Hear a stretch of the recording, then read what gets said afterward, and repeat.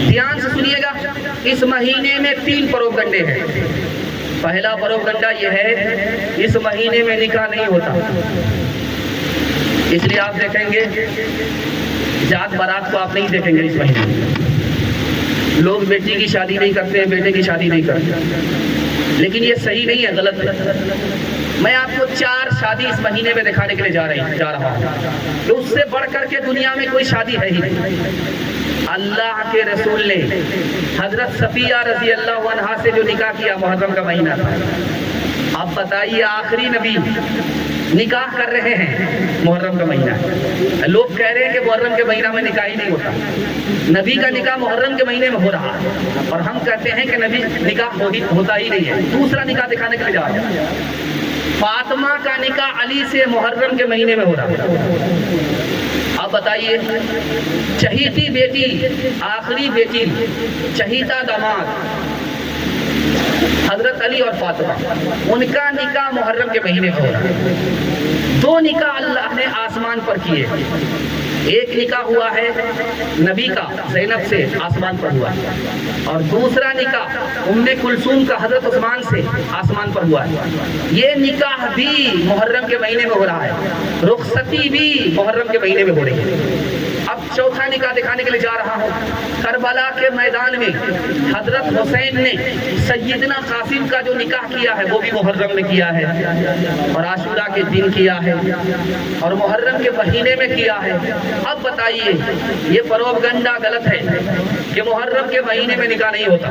محرم کے مہینے میں نکاح ہوتا ہے، اور نکاح نبی نے کیا ہے، اپنی بیٹی کا نکاح کیا ہے، حضرت عثمان کا نکاح ہوا ہے، امام حسین نے کیا ہے۔ اس لیے اس غلط فہمی کو دور کر کے ہم اپنی بچی کا نکاح محرم میں کریں گے انشاءاللہ۔ دوسرا پروپگنڈا اس مہینے میں کیا ہوتا ہے، یہ جلوس کا دن ہے اور یہ ماتم کا مہینہ ہے۔ دھیان سے اس کو سنیے گا۔ کسی نے مجھے مار دیا اور میرے گھر کے آدمی نے بدلہ لے لیا تو معاملہ ختم ہے۔ اب ہر سال اس معاملے کو نہیں اٹھنا چاہیے، کیسا کیسی ختم۔ لیکن دیکھیے، دکھانے کے لیے جا رہا ہوں، حضرت حسین کو جتنے لوگوں نے مل کر کے شہید کیا، ان سب کو مار دیا گیا، کاٹ دیا گیا، اور مارنے والا کون تھا؟ مختار سختی تھا، اور 5 سال کے اندر ہی حضرت حسین کو قتل کرنے والے کو چن چن کر کے مار دیا گیا، ایک بھی نہیں بچا۔ جانتے ہیں ایک ایک دن میں 248 آدمی کو مارا جاتا تھا، اس لیے مارا جاتا تھا کہ یہ بھی حضرت حسین سے لڑنے کے لیے آیا۔ ایک دن میں 248 آدمی کو مارا گیا، اور شمر جس نے حضرت حسین کا سر تن سے جدا کیا تھا، اس کو مار کر کے کتے کے آگے اس کی بوٹیاں رکھ دی گئی، اور عبید اللہ بن زیاد جس نے یزید کے حکم پر حضرت حسین کو گھیر کر کے پانی بند کیا تھا، اس کو کس طرح مارا گیا آپ سن کر کے حیرت آپ کو ہوگی۔ اس کو اس طرح مارا گیا کہ اس کی ایک ایک بوٹی کر دی گئی، اور مسجد میں لا کر کے اس کی بوٹیوں کا ڈھیر رکھ دیا گیا، کسی کو بھی نہیں چھوڑا گیا۔ پھر یہ تعزیہ کس کو دکھانے کے لیے، یہ لاٹھی کس کو دکھانے کے لیے، یہ تلوار کس کو دکھانے کے لیے؟ سمجھ میں بات آ گئی، یہ سیاست ہے، شریعت ہے۔ اور ایک خاص بات یاد رکھیے، 352 سال تک کوئی محرم نہیں تھا۔ یہ محرم جو ہوا، تعزیہ جو نکلا، نشان اور یہ جلوس امام باڑہ، یہ کب سے ہے؟ 352 سال کے بعد نجف کے بادشاہ معیز الدولہ نے اس کو شروع کیا، اور ہندوستان میں کیسے آیا آپ کو سن کر کے حیرت ہوگی۔ 880 ہجری میں نبوت کی ہجرت کے 880 سال کے بعد ہندوستان میں شروع ہوا۔ 880 سال کے بعد ہندوستان میں کیسے شروع ہوا یہ آپ کو سن کر کے حیرت ہوگی۔ تیمور بادشاہ تھا، یہ کربلا ہر سال جاتا تھا محرم میں، حضرت امام حسین کی قبر کی زیارت کے لیے جاتا تھا۔ تو مہینہ ناگا جائے، 2 مہینہ ناگا جائے، تو ان کے وزیروں نے کہا کہ وہاں جانے کی کیا ضرورت ہے، اس قبر کی نقل ہم منگا کر کے آپ کو ہندوستان میں دے دیتے ہیں، جو زیارت آپ وہاں کرنے کے لیے جاتے ہیں وہ زیارت اب یہاں کر لیجیے۔ آپ دیکھیں گے امام باڑہ بنتا ہے، امام باڑے پر لوگ زیارت کرتے ہیں۔ امام حسین کی قبر کہاں ہے؟ کربلا میں۔ لیکن ہم زیارت کہاں کر رہے ہیں؟ ہندوستان میں امام باڑہ بنتا. امام باڑہ بنایا کس نے؟ تیمور لنگ نے. 880 سال کے بعد. یہ بادشاہ کی سنت ہے، نبی کی سنت نہیں ہے، صحابہ کی سنت نہیں ہے، علماء کا طریقہ نہیں ہے. یہ کہاں سے آیا دکھانے کے لیے چاہ رہا ہوں. دو آواز اللہ کو پسند نہیں ہے. خوشی کا موقع ہے گانے کی آواز.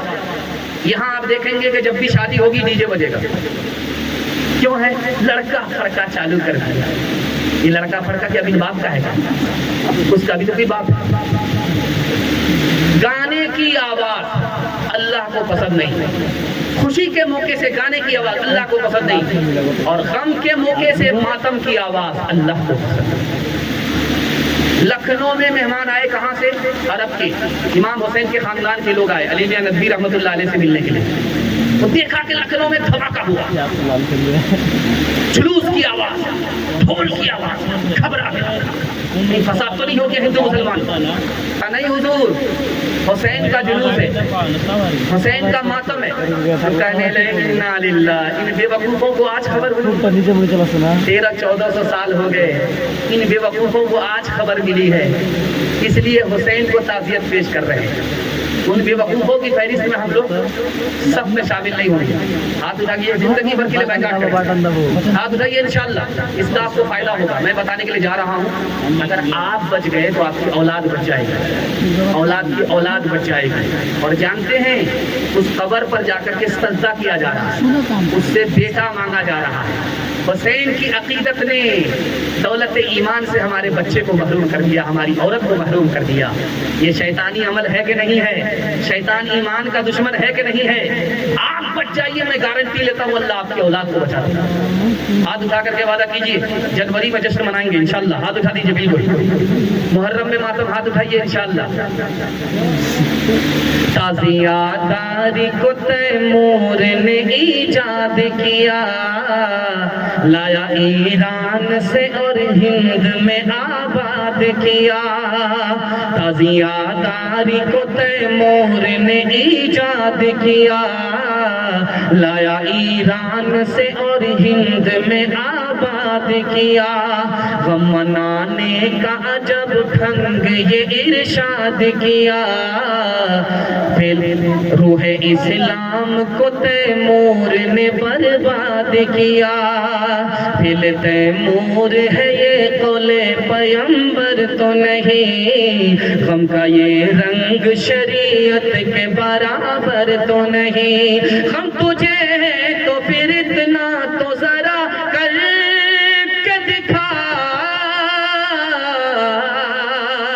ڈھول تاشے سے تیرے باپ کی میت کو اٹھا، ڈھول تاشے سے تیرے باپ کی میت کو اٹھا. چاند جب ماہ محرم کا نظر آتا ہے، کیا تیرے جسم میں شیطان اتر آتا ہے. غم جنہیں ہوتا ہے وہ ڈھول بجاتے ہیں کہیں، اور غیروں کی طرح تہوار مناتے ہیں کہیں. وہ خرافات کا بازار لگاتے ہیں کہیں، وہ خرافات کا بازار لگاتے ہیں کہیں، وہ خرافات کا بازار لگاتے ہیں کہیں، وہ خرافات کا بازار لگاتے ہیں کہیں. ڈھول تاشوں سے بھی میت کو اٹھاتے ہیں کہیں، ڈھول تاشوں سے بھی میت کو اٹھاتے ہیں کہیں.